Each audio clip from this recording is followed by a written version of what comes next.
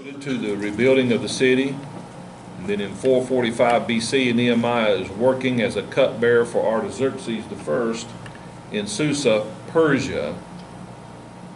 And he hears about the desolated state of the city of Jerusalem, and he prays to God for its people and that he will find favor in the king's sight to return and rebuild the city.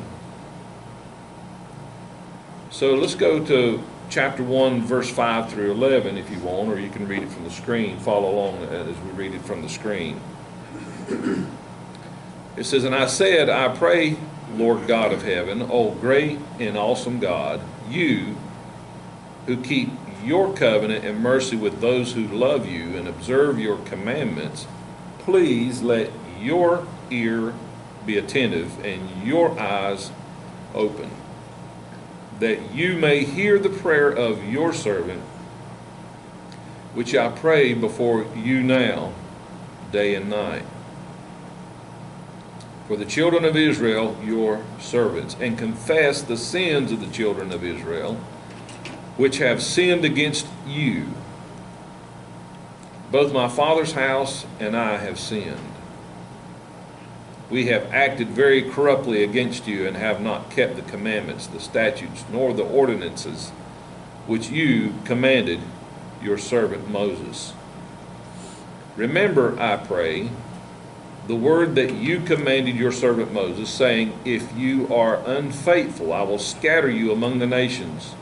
But if you return to me and keep my commandments and do them, though some of you were cast out to the farthest part of the heavens, yet I will gather them from there and bring them to the place which I have chosen as a dwelling for my name. Now these are your servants and your people, whom you have redeemed by your great power and by your strong hand. O Lord, I pray, please let your ear be attentive to the prayer of your servant and to the prayer of your servants who desire to fear your name, and let your servant prosper this day, I pray, and grant him mercy in the sight of this man." So he prays this prayer, and then, for I was the king's cupbearer. He had an audience with the king. He was there on a regular basis. Now I'm going to be jumping back and forth in different things, trying to establish a particular narrative, and then so if you'll hang on to what I'm doing, I think we'll get there. So the king, he grants him permission, and Nehemiah goes to Jerusalem as governor of Judah for 12 years. Now that little seal down there is on that. I was happy to find this background on this PowerPoint, because the seal is important. It may not mean a lot to you, but to me, I found it to be very exciting. And then when the NKJV landed up in the seal down there on top of it, I'm just having all kinds of good times by myself. Is that a revelation of what translation you're going to use? In this particular slide, it is. In Nehemiah 2, 1-8, it says, "And it came to pass in the month of Nisan, in the 20th year of King Artaxerxes, when wine was before him, that I took the wine and gave it to the king. Now I had never been sad in his presence before. Therefore the king said to me, why is your face sad, since you are not sick? This is nothing but sorrow of heart." That's very interesting. He's maintained his work ethic. He has not tried to come in with a particular agenda in mind per se, but somehow when you have something that's bothering you, it kind of shows through, and people know. People can pick up on certain little things if you're around one another enough. Sometimes you can just the little things. Dad, all he had to do is just tilt his head and look at you, and yes sir. Whatever I was doing, it quit, it stopped. And so same thing with mom. So you don't want to cross those boundaries. And so anyway, so then he says, so I became dreadfully afraid, and said to the king, may the king live forever. Good choice of words. Why should my face not be sad when the city, the place of my father's tomb, lies waste and its gates are burned with fire? Now, leading up to this point, as he's talking and going to make his case to the king, it's important to note that in jobs, and I'm saying things to you that I feel certain that you are well aware of, is to be faithful in our duties, whether we are particularly happy about that. We've worked in places, we've had to do things we didn't like doing. But the fact that we were faithful, the fact that we maintained, whether we were working for an evil boss, an evil person, we maintained and then an opportunity typically will arise where our Christian witness, in his case, witnessing for God, can stand out. At some point, a platform is created for you to say something, to give voice. And so he's got credit with the king, because if you think about it, he's the king's cupbearer. What did the cupbearer do? He tasted the wine before the king got it in case something in it was poison. So I feel certain that the king, how's the wine today? I don't see you acting in a particular way. In fact, I would say that any time that Nehemiah would have to be some kind of off kilter with his expressions, it got the attention of the king. So, let's move on. Then the king says to me, what do you request? Now, he has really, the Lord has given him favor. He's been able to stand in, he's been able to voice how he feels, and God has given him favor that the king would even listen. He said, so I prayed to the God of heaven, and I don't know when that was something he brought to the table when you talked about praying earlier, or if there was a pause somehow in between his exchange with the king. But then he says, so I prayed to the God of heaven, and I said to the king, if it pleases the king, and if your servant has found favor in your sight, I ask that you send me to Judah, to the city of my father's tombs, that I may rebuild it. Then the king said to me, and the queen was also sitting beside him, how long will your journey be? And when will you return? So it pleased the king to send me, and I set him a time. I like the fact that the king is interested in him coming back. I'm sure he could get a cupbearer anywhere. But there's something about his relationship with his God that stood out to the king. And so, for me personally, it was kind of like, king wants you to come back. That's always a good thing. So, let's continue on.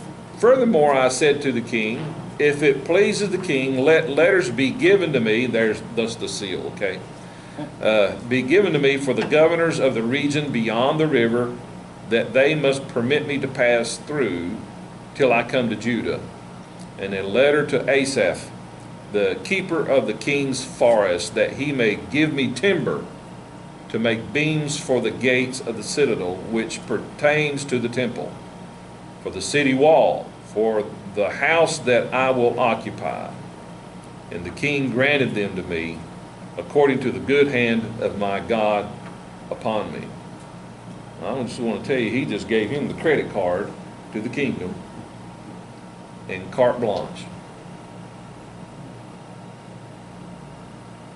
To God talk. had to have been willing with him he had to, because he recognized that he was poor experienced.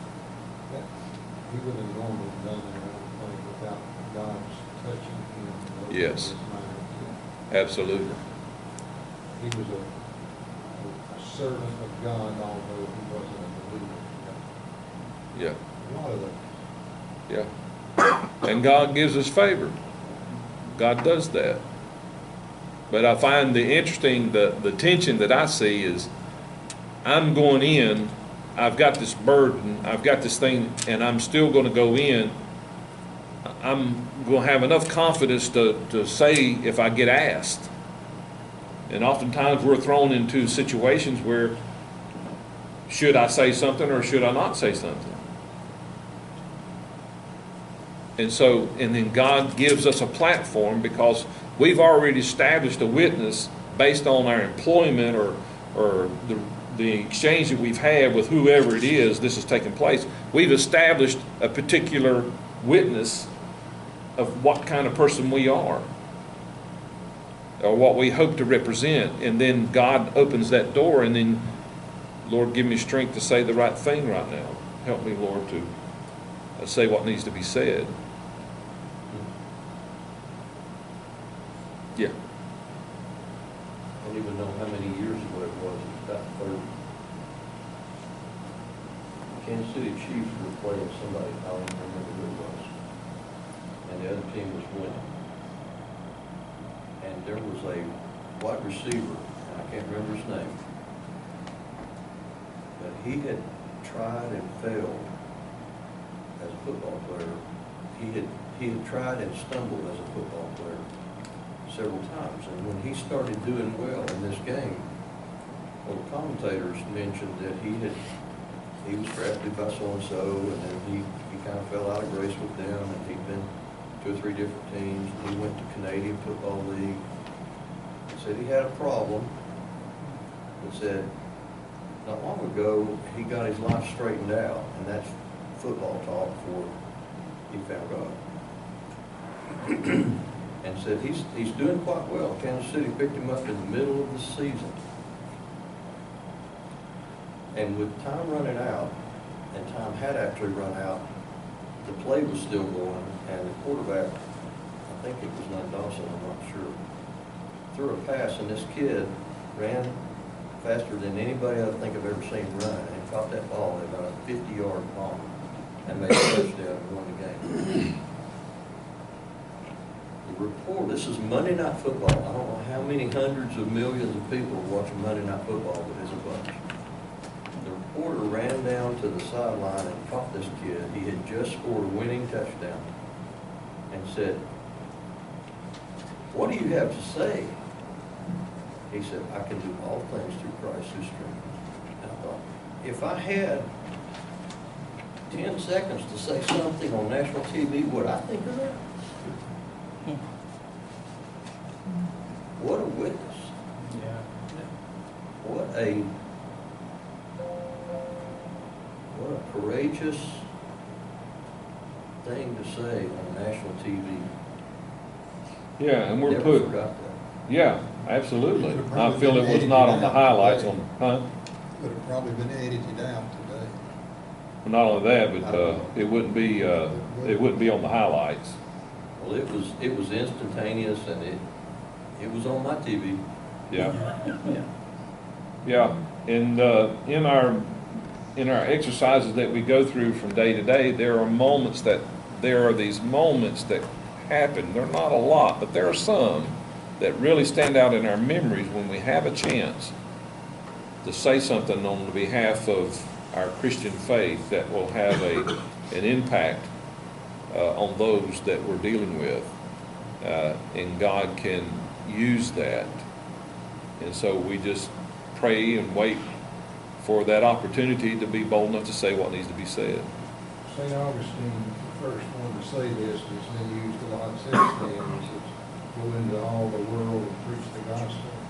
And if necessary, use words. Yeah. The only reason that king recognized him was because of the way he lived his life before. And we have an opportunity in this world to live a life before the world that they're unused to. And they will recognize that. Yeah. Thank you, everyone. Okay, now I've got a blank here in case anybody needs something to go with them. We can fill this out and you can go with you, but that's a blank, just so you know. I got one. So he says, moreover, in chapter 5 and verse 14, moreover, from the time that I was appointed to be their governor in the land of Judah, from the 20th year until the 32nd year of King Artaxerxes, 12 years, neither I nor my brothers ate the governor's provisions. So we have a timeline that's being introduced here of how long he was there, 12 years. I find it interesting that the king was willing to let him go that long. And then we find that he makes a point as saying that neither I nor my brother ate the governor's provisions. They maintained their unique dietary lifestyle. They maintained their witness, making sure that they didn't fail on anything when they're going back trying to rebuild. But during all this, I was not in Jerusalem, for in the 32nd year of Artaxerxes, king of Babylon, the first, had returned to the king. Then after certain days I obtained leave from the king. So we see some traveling that's taking place back and forth. And so as now we've kind of got an idea, we know what happened. We're very familiar with what took place in this story. But then there comes the part of the story that seems to, what he had to contend with. There were local non-Jewish leaders that were there, Sanballat, Tobias, and Geshem. They're going to experience loss of political power.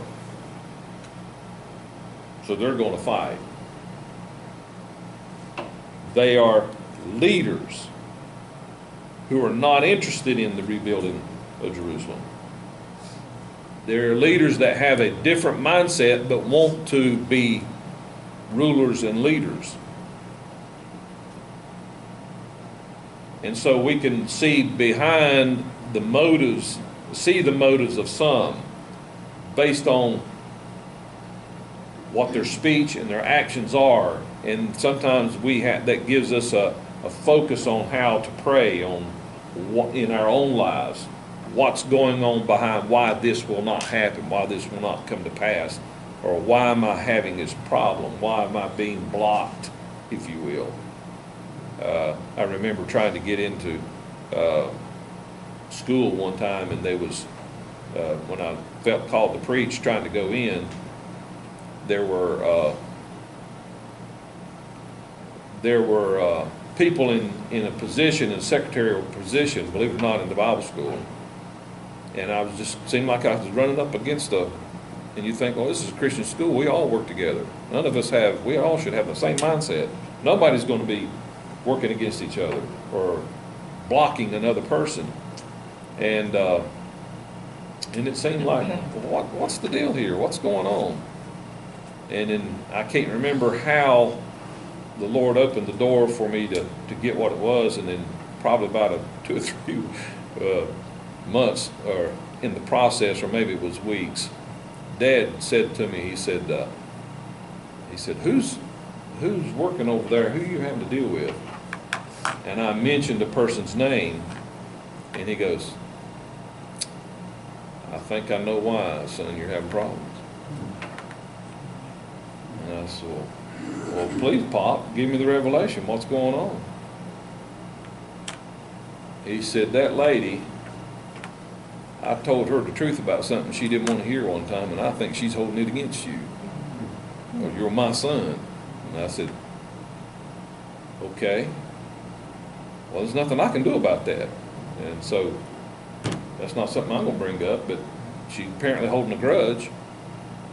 And so anyway, we worked in, somehow the Lord worked it and got in there, and then I began to see that person through a different light, thinking, what kind of actions, what kind of things did we say or would we say to someone that they possibly down the road would hold it against us and possibly not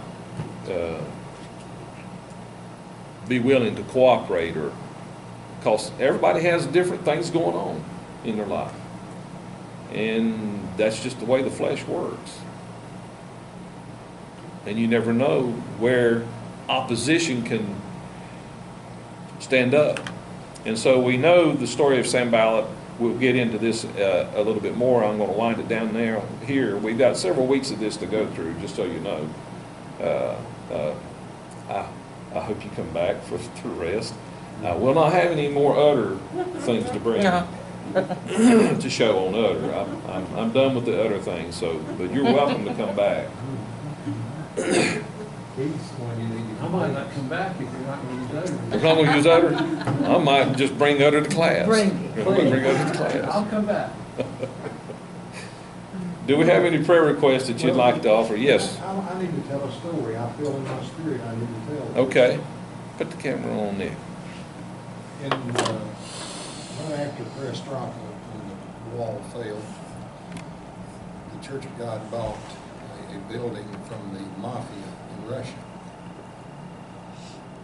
It was a building that was built by the Tsar as a school for his children. But they never got to attend because of the revolution.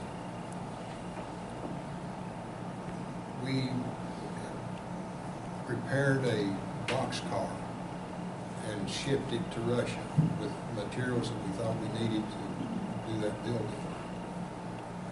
And a team went over to start working on it.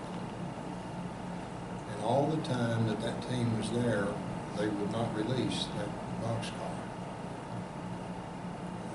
Another wave of us came, me among them, and Bob Pace, who was the director of Men, Women of Action at that time, went down to the port to try to get the thing released.